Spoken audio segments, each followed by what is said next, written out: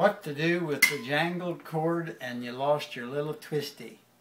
Very simply, spread your four fingers out, wrapping it gently around the four extended fingers until you have about that much left over. Grab your cord, squeeze it down, take your excess, wrap it around. Till you get to that part, and you just simply shove this through the end and out the other side.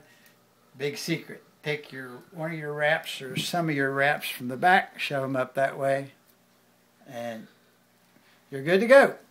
No twisty. I've done it many times. It works every time.